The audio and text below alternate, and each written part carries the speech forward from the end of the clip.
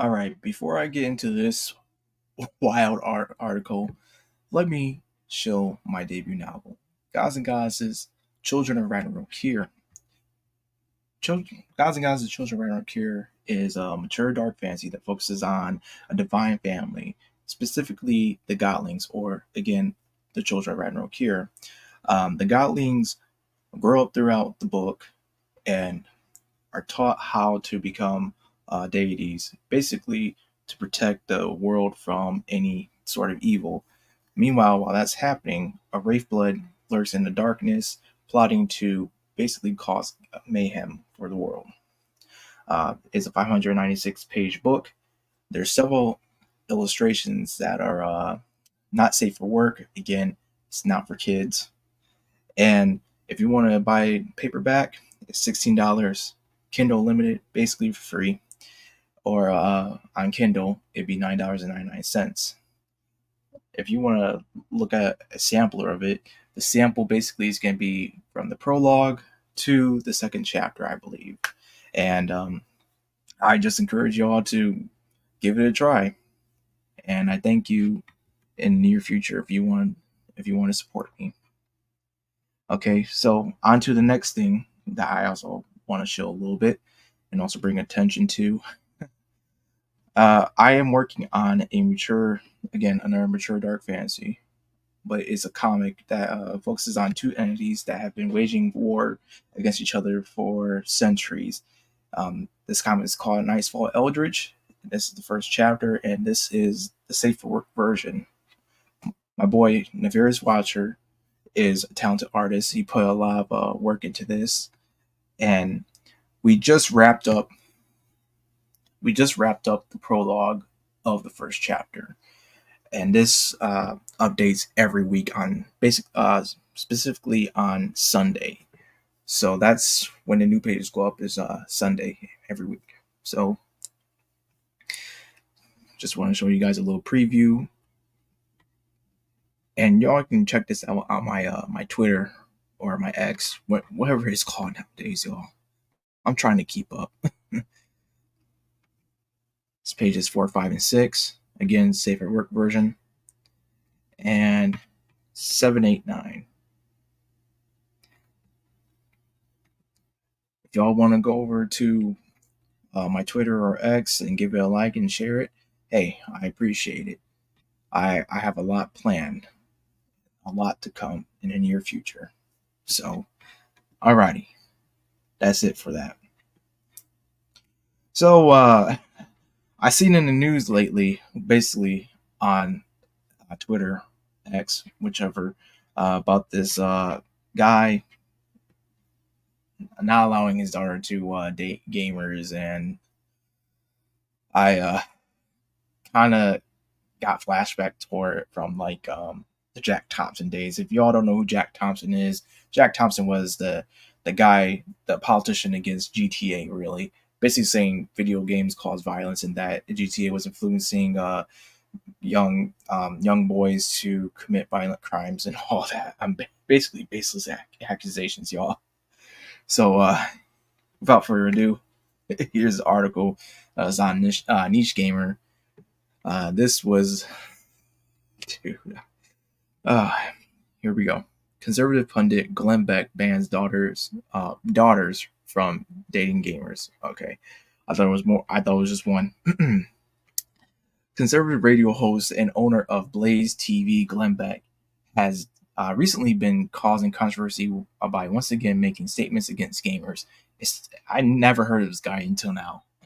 It started in a previous interview with fellow conservative host Liz Wheeler, who herself caused controversy earlier this year by calling male gamers undateable, after which Wheeler questioned him on his opinion on gamers.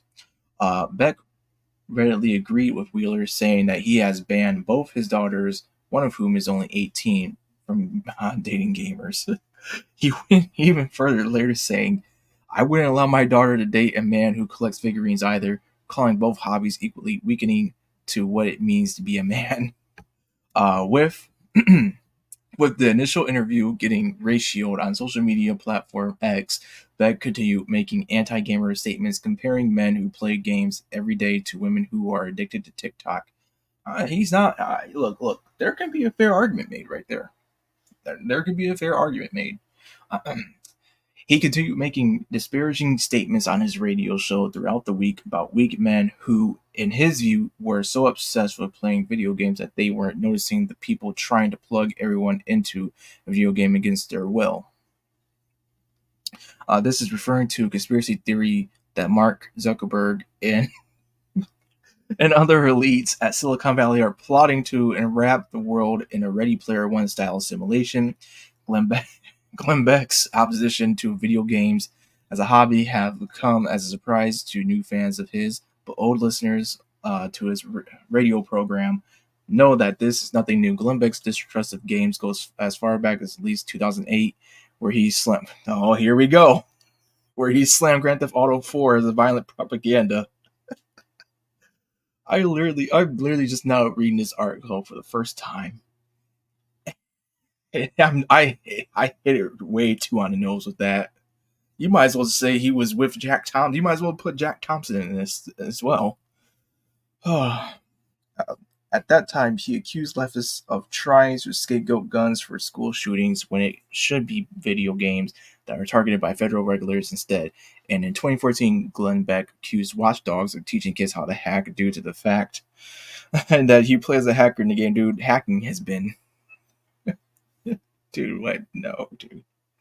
Glenn, Glenn Beck's criticism of violence in video game was echoed by former GOP House Speaker Kevin McCarthy and Lieutenant Governor Dan Patrick of Texas after a shooting in Dayton, Ohio, left 29 dead, with McCarthy proposing a ban on the sale of violent video games to teenagers. I think I kind of remember that. Glenn Beck wrapped up his thoughts on gamers by declaring that women who do date gamers are ignoring what nature intended the role of men to be, but due to woke girls defying nature, it is up to right-wing dads to ensure that their daughters don't date men who game or collect figurines. I'll be honest.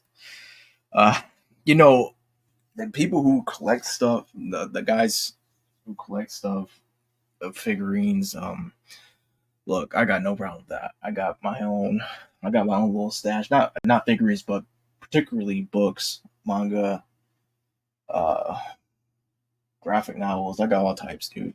To be honest, but I'll be honest. I think you'd be singing a different tune of what some of those some of those guys be collecting is actually worth a lot of money. I know I was watching it the other day. It's not particularly with figurines. I don't think so, but there was a guy who literally was collecting wrestling attire, like gear and attires that were actually worn by the wrestlers themselves. And dude, those go for a high freaking price. So much so that hell, even WWE made a show about it, and they sent Booker T and some other guy to collect from this wrestling federation collector to basically put it into a museum of sorts, really. Which that's saying a lot, man. Like those guys, I'll be honest, collecting to that level is pretty freaking serious, especially with the authenticity of it. Man, you'd be surprised. But anyway, he may, I kind of agree with what's his name again, Glenn Beck. I kind of agree with him a little bit. It's like he literally looks like Colonel Sanders.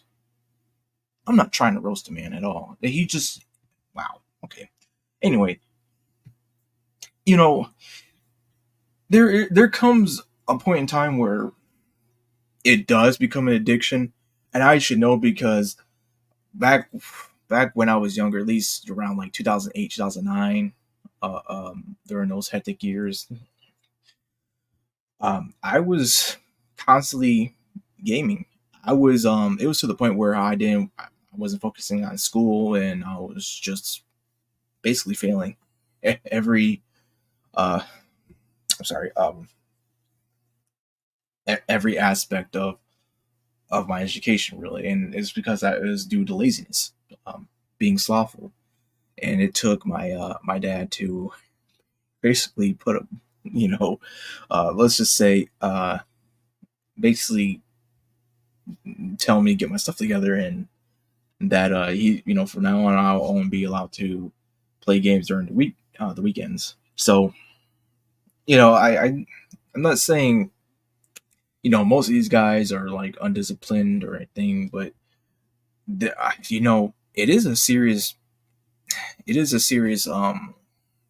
thing to think about, where some guys are just so obsessed, not even obsessed, just but so addicted to it, so in tune with being on the game 24/7 that life is literally passing them by, uh, while they could have just redirected that energy into making something they like, or trying to get a better job, or that's if they even have a job. There are some people out there who just terminally online, terminally playing video games, and that's not healthy, man. But but on the other side, it's like, okay, this guy is just you can't really ban your daughters from like wanting to date who they want to date, especially the one who is 18 years of age. That's not going to be. That's just not going to go well with parenting. Especially that can literally affect your the relationship that he has with his daughters. And so, I mean, he there is one good point from this that I saw from that, but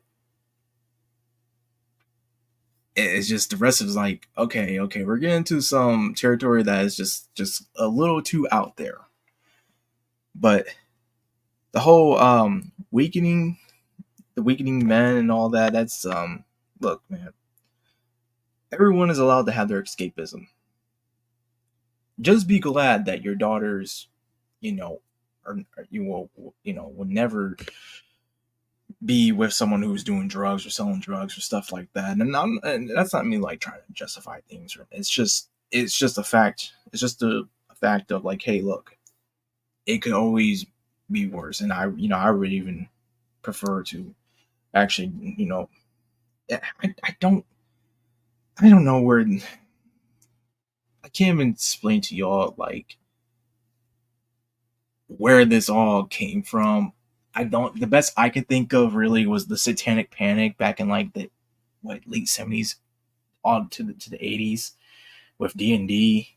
Instead of like looking at the real problems of things, and it's like like for example, like look, maybe there was bad parenting, maybe there was no parenting at all, and there was no discipline put into the kid, and this kid went off and did some real crazy stuff. But oh boy, here we go. It's the video game's fault because it teaches these kids how to get that gun, and what or do this, and or how to hack and everything. It's if that's the case, then we gotta look at these movies. We gotta look at these modern movies that are coming out, pushing this weird ideology, making these characters uh, um, just obnoxious, and not even don't have really a great character growth, or they had a great character growth in the first film, maybe in the second film, but then they're basically dehumanized in the third one or whatever sequel. You know, that's the stuff that we guys. If we're gonna play that game, we're gonna look into it, and I'm willing to go uh to go that step of it, because honestly, their entertainment, well, specifically in uh modern American entertainment, it needs masculinity, and I don't mean like make it like all male again. Like no, I mean like there needs to be discipline. Someone needs to tell these people no, we're not watching it. We're not going to be funding this. We're not going to allow this because this is what's going to happen. And then this is going to make our customers not happy. And we're in turn, you're going to be losing your job because there won't be money to be made. And, that's stuff I would gladly focus on it as a whole instead of just targeting a specific group and saying they're the problem. They're the problem. Just That's the way how I view things. I could be wrong about things, or I could be right. Maybe a bit of both. But either way, this is um this is pretty absurd. And that's it for now. Give it a like, dislike, subscribe, comment, share, all that good jazz. See you later. Ciao.